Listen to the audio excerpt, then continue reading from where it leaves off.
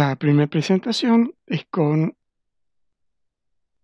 esta serie de diapositivas o como quieran llamarlas, muy esquemático, partiendo de esta imagen de Rubens, que es un clásico del arte pictórico.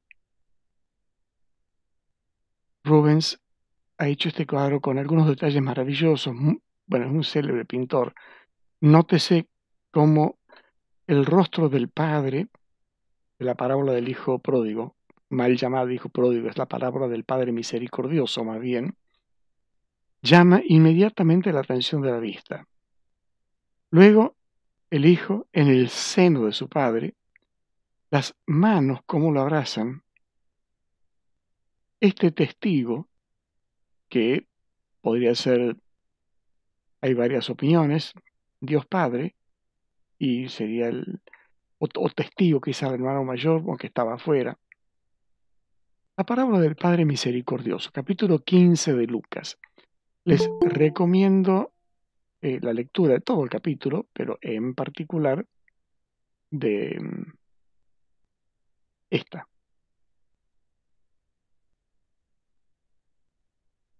Todo se trata de la misericordia de ese padre que ha estado ansiando que vuelva su hijo, que ha sido capaz de darle el gusto aún, dándole toda la hacienda que le tocaba, entre comillas, para que te toque una herencia, necesitas el que muera la persona de quien vas a heredar. O sea que este hijo en realidad ha matado a su padre. Sin embargo, el padre sale a esperarlo y lo recibe. Todo se trata, insisto, de la misericordia del Padre. Entonces, ¿por qué meter en el menú el tema del pecado? Porque es debido al pecado que se pierde la gracia santificante. Se rompen las relaciones. Cuando vimos el tema del pecado 2 o 3 veces en el primer semestre, lo habíamos dejado para este segundo semestre, cuando viéramos justamente el sacramento de la reconciliación. Habíamos dicho, el pecado es un acto, o sea, una decisión ejecutada. Sentir, tener, no son actos. Pueden ser pasiones, pueden ser reacciones. Tiene que ser humano. Digerir, por ejemplo, es un acto del ser humano, pero no es un acto humano. Para que sea un humano deben darse las 3 famosas: libertad, advertencia y el consentimiento, el sí del corazón. Libertad. Puedo hacer o no hacer de una manera o de otra. Advertencia. Conozco las consecuencias de lo que estoy por hacer. Sé lo que estoy por hacer y cuáles son sus consecuencias. Y el consentimiento es ese sí, quiero que sea. En todo esto hay grados. Es decir, la libertad es una potencia del ser humano, pero su ejercicio puede estar más o menos condicionado. Y con las otras dos sucede lo mismo, que afectan a responsabilidad y por lo tanto afectan también grado, modo y tipo de pecado. Y vamos a hablar del pecado mortal, el que por perder la gracia santificante, que es la participación formal e intrínseca de la vida de Dios en nosotros en cuanto don creado, significa la muerte. Les aclaro que hay un archivo PDF disponible en la página. Así que si quieren tomar nota de lo que añado, también intento subir el video en algún momento.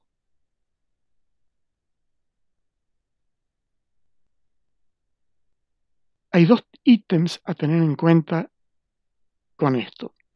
El pecado, aún el pecado venial, pero vamos a referirnos especialmente al pecado mortal, conlleva por la responsabilidad una culpa y por el daño causado una pena, un castigo.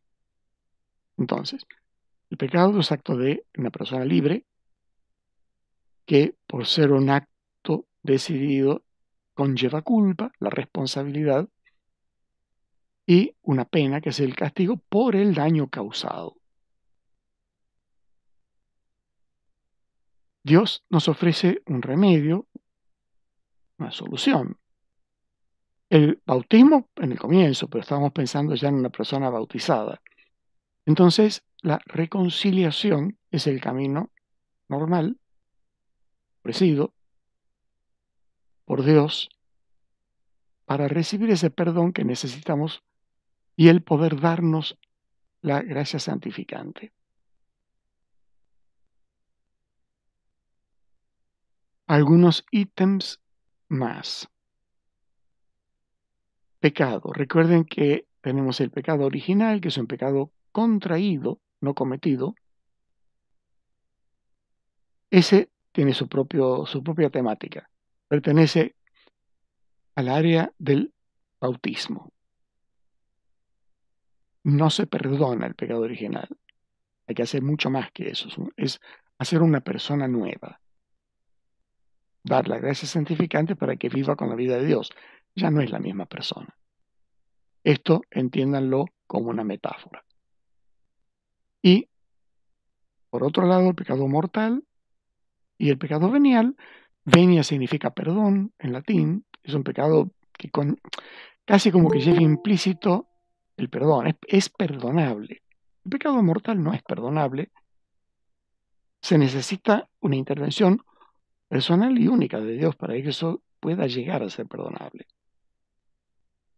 También van a encontrar, cuando estudiemos el tema en el catecismo, algunos pecados reservados. Por ejemplo, el intento de matar al Papa está reservado al Papa. Solo él puede perdonar a quien intenta matar al Papa. Hay algunos otros pecados reservados. No vamos a entrar en esa lista. Un tipo particular de pecados también son los sacrilegios cometidos contra las cosas sagradas. Su gravedad, por supuesto, es mucho más grande.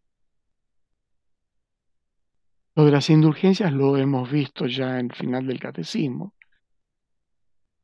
Las culpas las perdona el sacramento de la reconciliación, las culpas del pecado. Las indulgencias nos permiten hacer menor la pena de quienes están en el purgatorio, buscar la remisión de las penas o reducción de las penas.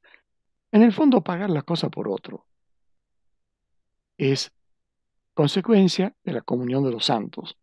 Es maravilloso poder hacer eso, pagar las culpas de otro, que es lo que ha hecho Jesucristo de punta a punta, y nos permite cooperar o hacer parte de eso. Y una figura que quiero que les quede grabada es esto de: hay un agresor en el pecado y hay una víctima, que es Dios. Esto se da en realidad también en las relaciones interpersonales, en las relaciones humanas. Y hay un tipo de relación humana que no es interpersonal, sino intrapersonal. Yo conmigo mismo. Hay pecados que me agreden. Yo me agredo. Y hay una diferencia fundamental entre aceptar el rol de víctima, que es la relación que plantea quien hace de agresor, quien asume la posición de agresor.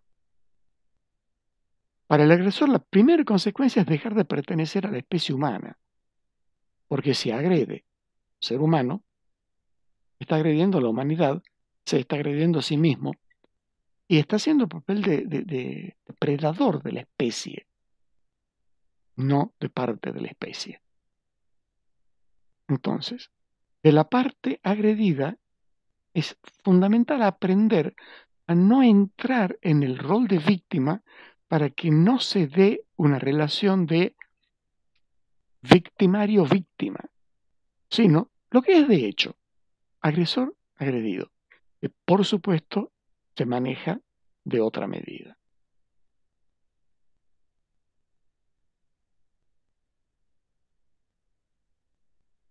Bien, ¿queda claro?